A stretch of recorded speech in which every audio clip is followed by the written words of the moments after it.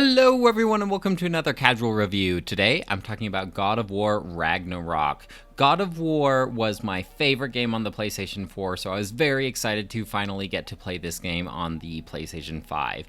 This game is a sequel to the God of War that came out in 2018. Not to say that that game was the first God of War game, this is part of the God of War Norse trilogy. So the first God of War trilogy actually came out in the PlayStation 2 and PlayStation 3 era. The original God of War trilogy took place in more like this Greek mythology that having to do with all of these Greek gods. In this Norse mythology, it has to do with more gods like Thor and Odin. That being said, I don't think that you need to play the original Greek trilogy of the God of War games. All you really need to know about those ones is that our main character Kratos was actually a very angry, vengeful God of War, and he went around killing all of the Greek gods until there was pretty much nothing left in the Greek world.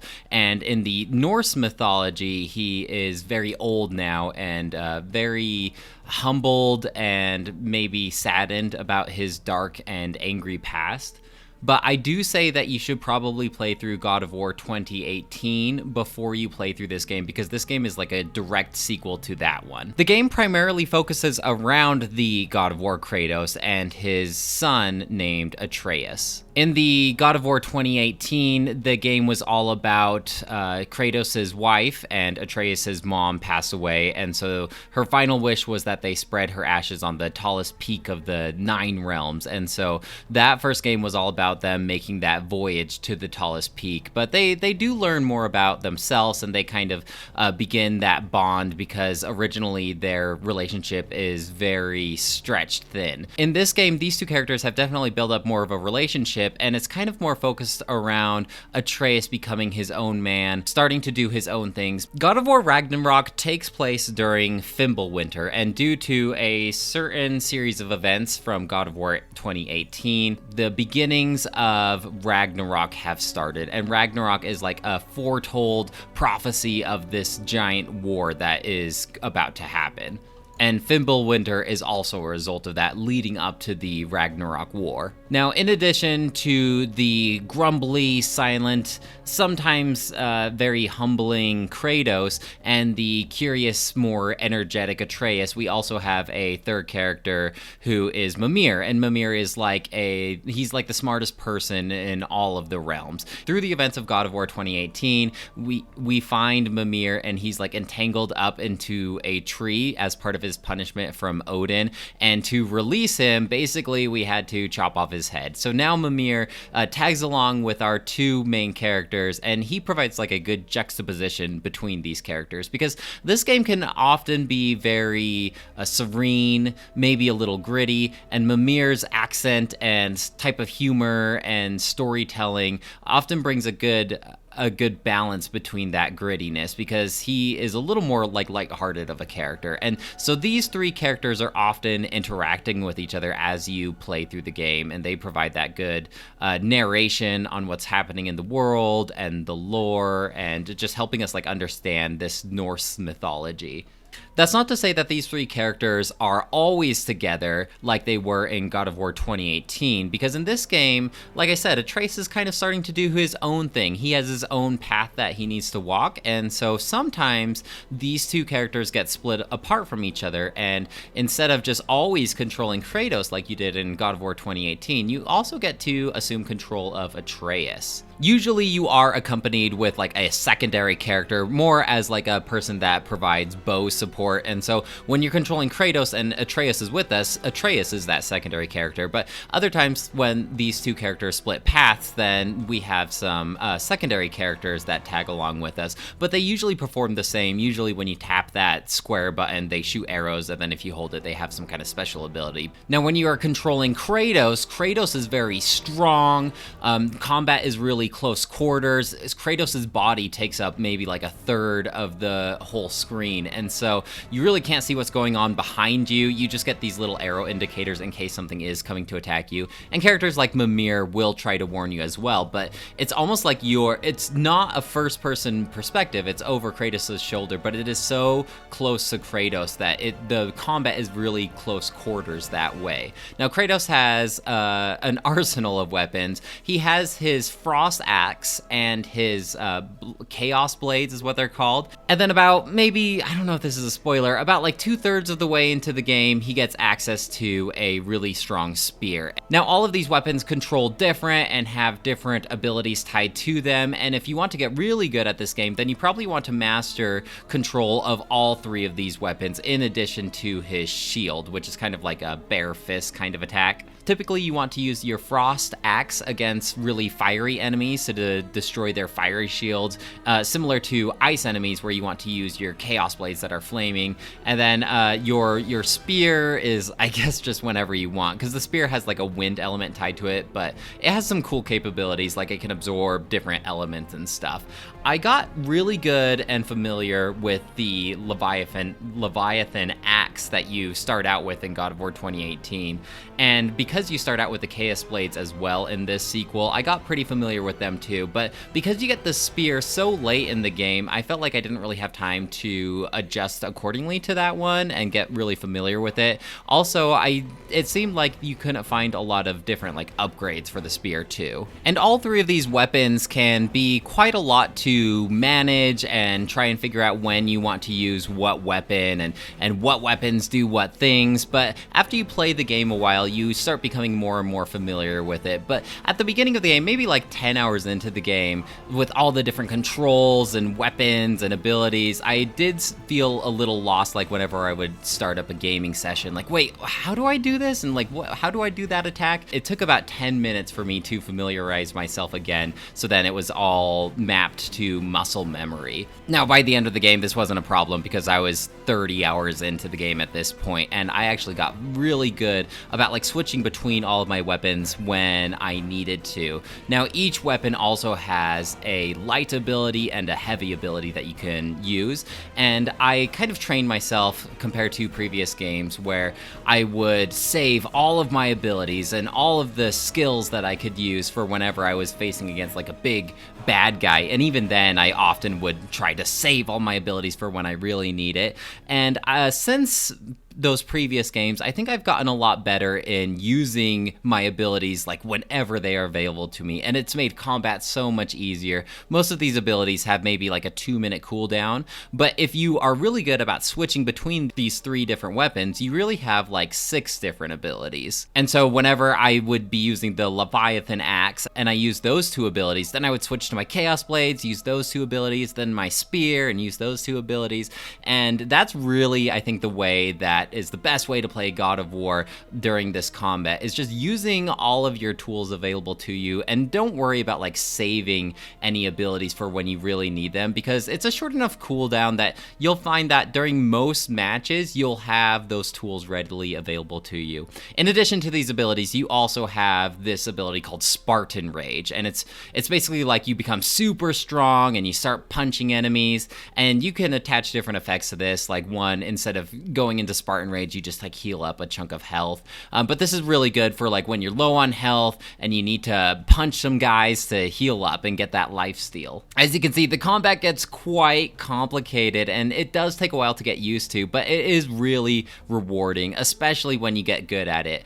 And there's this really satisfying thing where if you pop out your shield right before you're about to get attacked, you can parry an attack, and the game does this thing where it slows down and it makes a really big deal about you parrying this attack, and you feel really good. And different shields have different effects depending on like what happens when you do parry an attack. So I always chose the one that I was able to do like a strong counter attack whenever I was able to parry.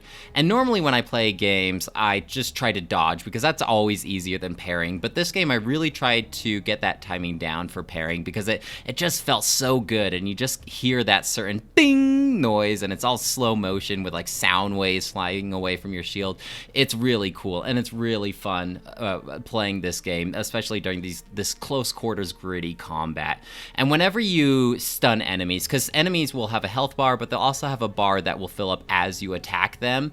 And once this second bar fills up, then you can execute like a super strong attack. And oftentimes it's really gritty and gory and visceral, and it makes my heart pump, and I just feel testosterone floating through my veins. And it doesn't help that the whole time Kratos is just roaring and grunting and attacking.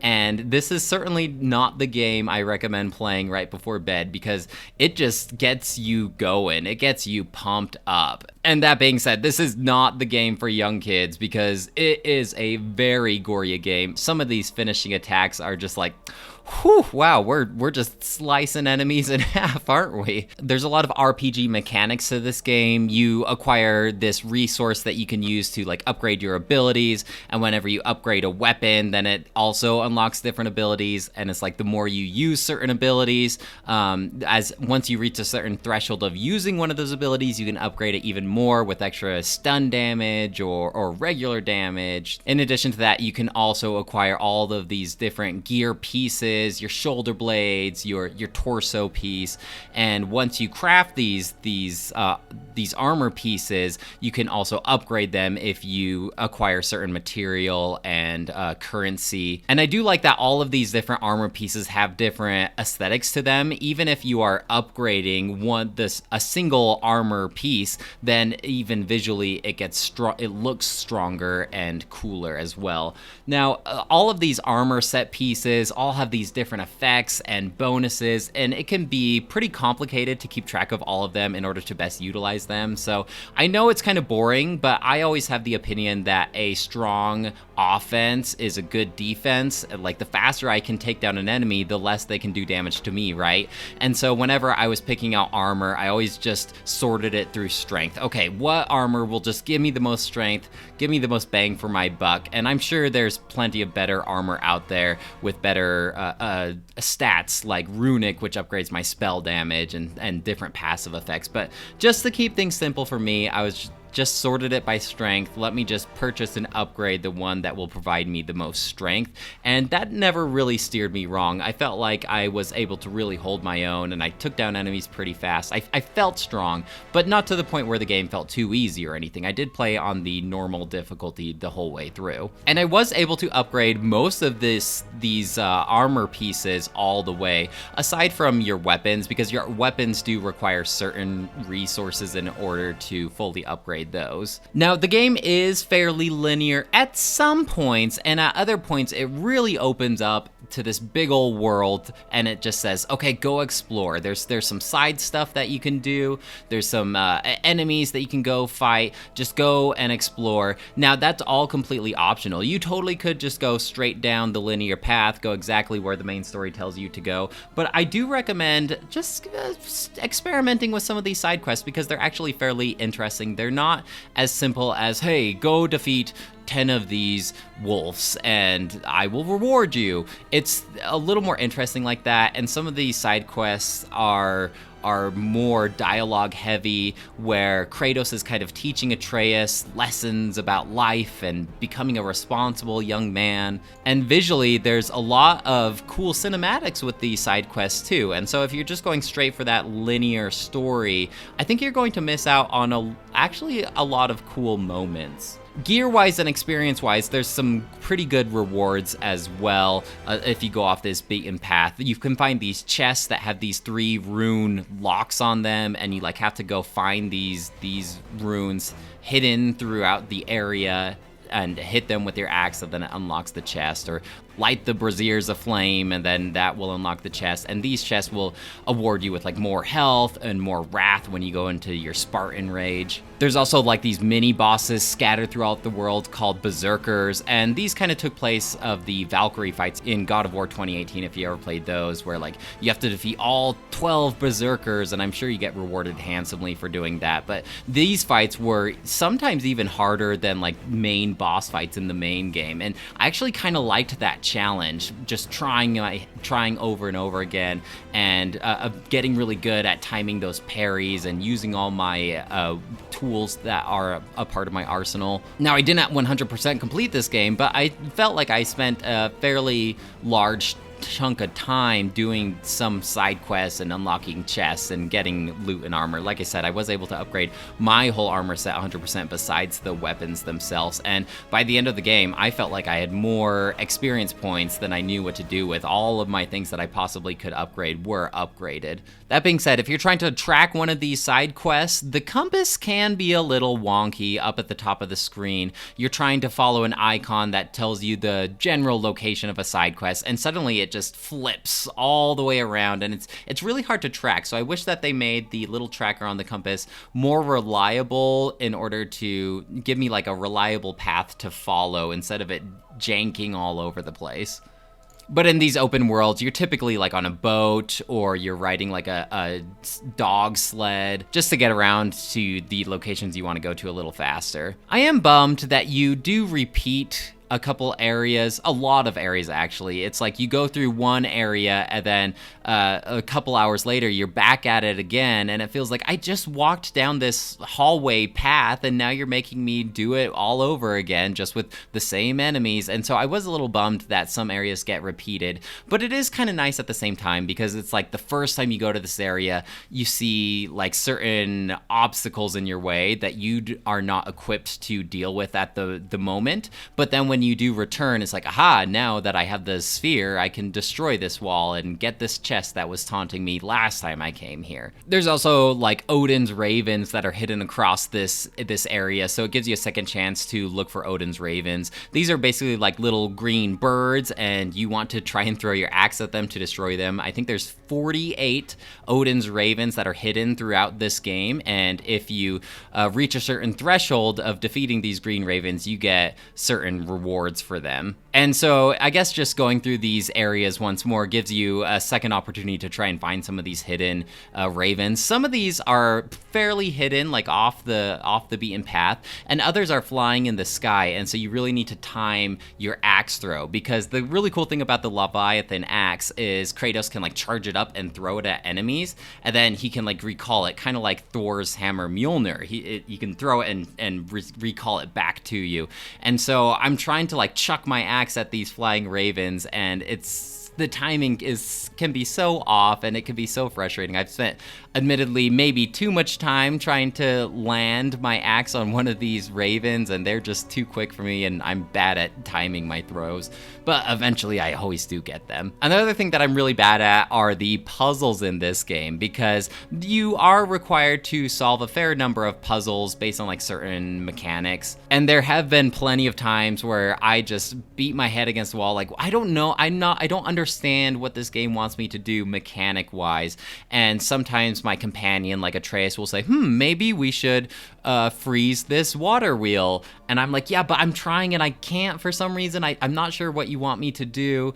And eventually I just end up having to look it up on YouTube. And usually most of the time it's not like aha, of course, it was so obvious what I should have done. Usually it's like, wait, I didn't even know that was a thing that I could do. At least more near the beginning of the game, until I started seeing more of these mechanics.